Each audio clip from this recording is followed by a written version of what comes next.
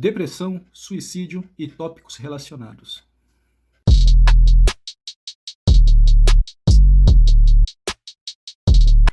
Olá, eu sou Samuel, sou psicólogo, administro esse canal e essa maravilhosa página, aliás.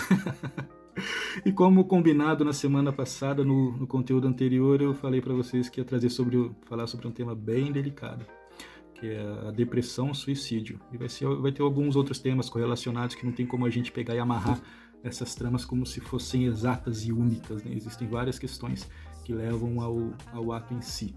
E para início de conversa e de troca aqui de ideias, eu vou combinar com vocês aqui uma simples troca de termos.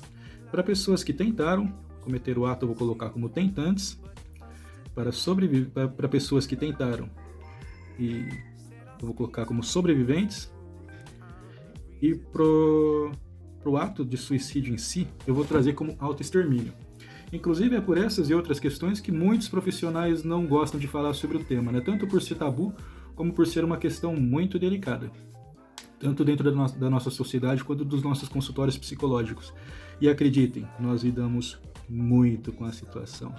Infelizmente, o povo só vai querer procurar ajuda psicológica quando o desfecho é fatal, quando a pessoa deixa de ser um tentante para se cometer um ato de autoextermínio deliberado, ou então ali ficar como um sobrevivente do ato de autoextermínio.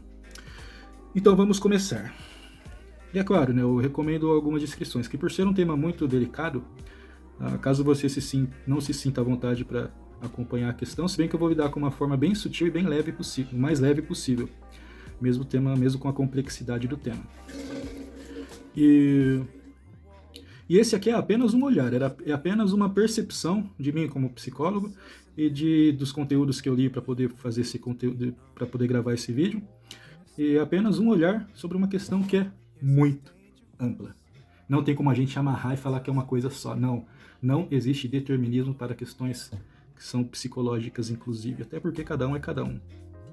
Dizia aquela música que eu gosto muito, que cada pessoa é o universo, e ainda tem que bombear o sangue cada coração, né? Cada coração é um universo. E vamos lá. Conceituando rapidinho depressão e tristeza. A depressão, ela tira a cor do dia.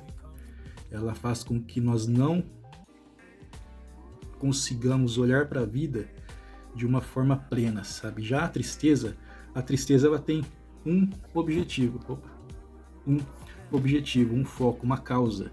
Se a pessoa está triste por uma situação ou por várias situações. A tristeza, com o passar do tempo, se ela não for bem elaborada, ela pode sim se tornar uma depressão. E continuando, vamos lá.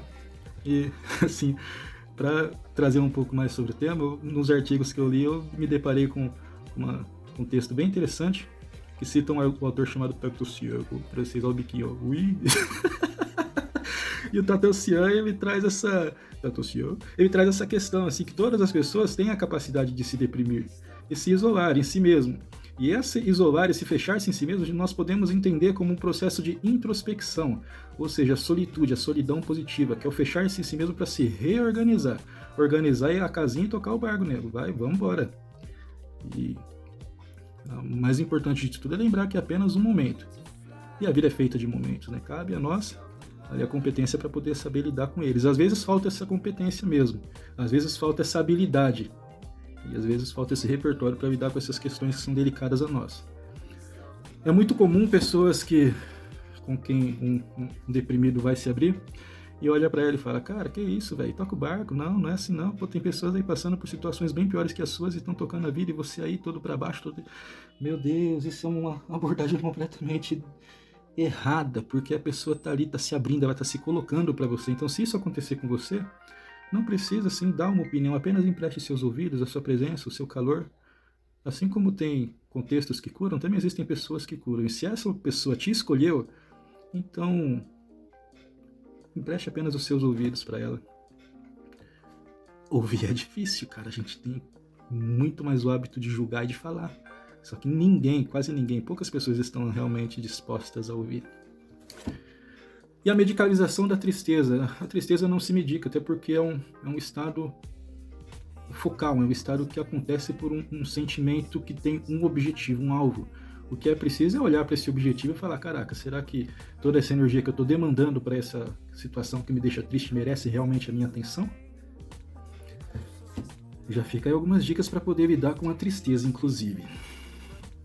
Relações sociais na tristeza e na depressão, elas são muito importantes. Eu estava trazendo aqui há pouco sobre essa possibilidade, essa habilidade que muitas pessoas, inclusive nós, temos e vamos desenvolvendo, nós como psicólogos temos e vamos desenvolvendo no decorrer do tempo, que é ouvir. E pessoas que estão deprimidas, elas vão trazer muitas crenças centrais de fracasso. O que seriam crenças centrais? Seriam a forma como a pessoa olha para o mundo e a forma como o mundo olha para essa pessoa. E isso faz com que ela pense com que ela pense essas realizações, essas interações, essas trocas de uma forma que vai remeter ao estado de espírito dela. Então a pessoa deprimida, ela vai ter essas crenças centrais voltadas para uma autodepreciação, como se o universo, como se todas as pessoas, como se o mundo estivesse contra ela. E aí vão falar que é frescura. Tem algumas dores aí que não é um cotovelo ralado, né? Mas vamos lá. Luto, tristeza e depressão. Esse aqui é um tópico que renderia vários vídeos.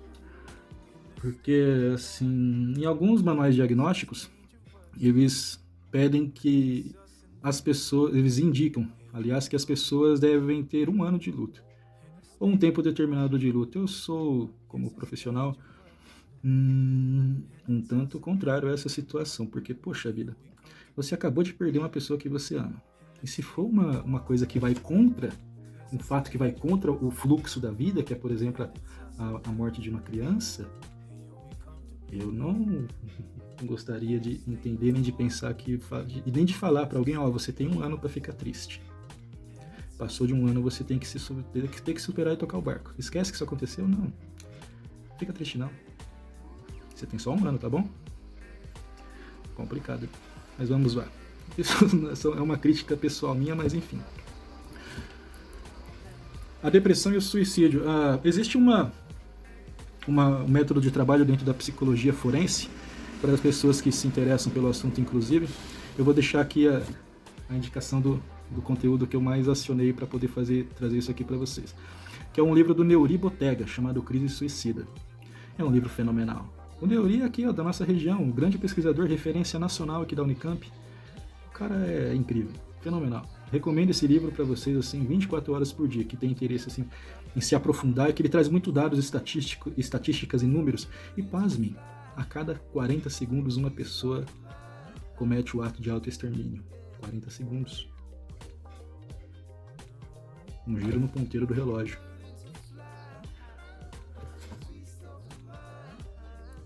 Vamos lá, próximo tópico. Muitas pessoas que cometem o ato de autoextermínio têm uma tentativa assim de calar a dor. Agora pense você, imagine o nível de dor que essa pessoa está tentando calar para chegar como finalidade um ato de autoextermínio. Pense só na intensidade. Eu consigo. Essa é a grande intensidade da dor que surge, que emerge, que vem das mais íntimo, mais profundo do eu da pessoa. E é com isso que nós lidamos, é com isso que nós estamos lidando. Narcisismo e borderline são características assim que são muito predispostas ao ato, né? E outra questão relacionada à depressão é que em 97% dos casos onde ocorrem autópsias psicológicas, eu mais uma vez volto à psicologia forense, tipo um CSI da psicologia, ou necrópsia psicológica, chegam à conclusão de que 97% dessas pessoas tinham alguma questão psicológica para tratar.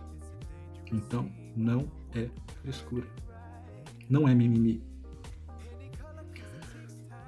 Delírio e delírio. Eu vou trazer no futuro próximo um vídeo exclusivo para falar sobre isso. Mas só para vocês terem noção, vou trazer um caso aqui, vou citar um caso bem rapidinho. Um senhor de meia idade, ele se submeteu a um tratamento para o hipertireoidismo. Foi receitado algumas medicações E esse senhor não tomou essas medicações. E ao chegar no hospital, em estado confusional, ele puxa uma ficha médica dele e fala, ok, ele tá tomando essa medicação, só que ele não esqueceu, ele não entendeu a bula. Ele não entendeu o período que ele deveria tomar. Aí os caras vão lá e aplicam a medicação assim na veia do cara. Conclusão. Esse sujeito acordou depois de 2 dias, em um estado de extrema confusão, e quando as macas passavam pelo corredor do hospital, ele dizia, eles vieram me pegar, eles vieram. E isso é o delirium, causado por uma medicação. Existe a diferença entre o delirium e delírio. E aí esse sujeito ele se precipitou do 8º andar, uma altura de 18 metros. A sorte dele é que havia uma rede de proteção e essa rede aparou a queda desse sujeito. E após haver sido constatado que ele não havia se medicado, que ele não estava se medicando de forma correta, a equipe médica estabilizou e esse sujeito teve alta em 4 dias, normal. Muito por conta de uma medicação que foi ministrada de uma forma, em tese, incorreta. E agora vamos considerar e voltar para o conceito de droga. A droga é tudo que altera nosso estado normal de funcionamento do corpo. Café, açúcar, carboidrato, álcool. E 3 em cada 4 casos de suicídio ou de autoextermínio vão ter relação com o uso direto de substâncias psicoativas, que não necessariamente são drogas ilícitas. Grande parte dos casos tem uma relação direta com o álcool. Eu explico para vocês.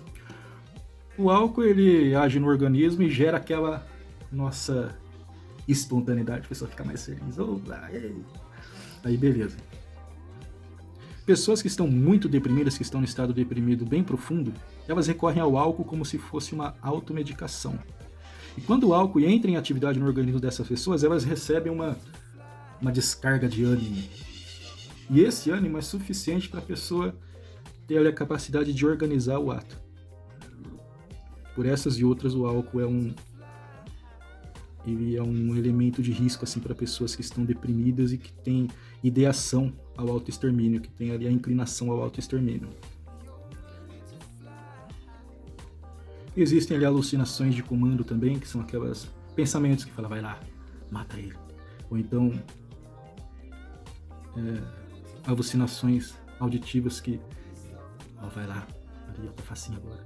Esse tipo de coisa. Cara, isso é muito real, isso é muito grave. E as pessoas que estão lidando com esse tipo de situação, procurem ajuda. Não esperem chegar no extremo da coisa.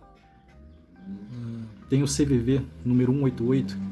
Liguem lá, com certeza eles vão poder ajudar vocês. E não raramente, ao se tratar o sujeito que está em depressão, se trata também a família, porque a família também adoece. Imagina vocês. Nada passa a ser como antes. Um indivíduo doente, ou vários indivíduos doentes, eles vão adoecer o entorno dele. E se o entorno não tiver a consciência da situação e a capacidade de lidar com aquilo de uma forma responsável, no entanto, desprendida, não o suficiente para trazer aquilo para o coração, essas pessoas vão adoecer. Por isso, não raramente, recomenda-se que se trata também tanto a pessoa deprimida, quanto o ambiente que ela vive, quanto os familiares ali que interagem de forma direta com elas. E a alta por conta própria. Acontece muito quando a pessoa vai lá, inicia o processo psicoterápico, começa a se medicar, e aí as medicações fazem efeito e ela se sente melhor. Então, eu não preciso mais desse negócio, acabou a terapia, nunca mais volto aqui, olhar pra cara do meu psicólogo, nunca mais vou no médico pra ver, nunca mais vou tomar esse remédio. Aquilo. Aí é que tá o engano, aí é que tá o erro. As questões começaram a se reorganizar, a pessoa viveu tanto tempo na bad que ela esqueceu como ela está bem. E quando ela começa a estar bem, ela acha que aquele estado é definitivo para se estar em bem-estar consigo mesmo e com o mundo. Meus caros, começou a se organizar. Para isso, decair é um tapa. Basta ali um acontecimento, um gatilho, e a pessoa já se vê recorrente ou se reincidindo com as mesmas situações, os mesmos sintomas ou até agravando questões que já estavam para serem elaboradas. Meus caros, minhas caras, então, é isso. Agradeço a todos vocês. Tudo de bom por aí. Cuidem-se.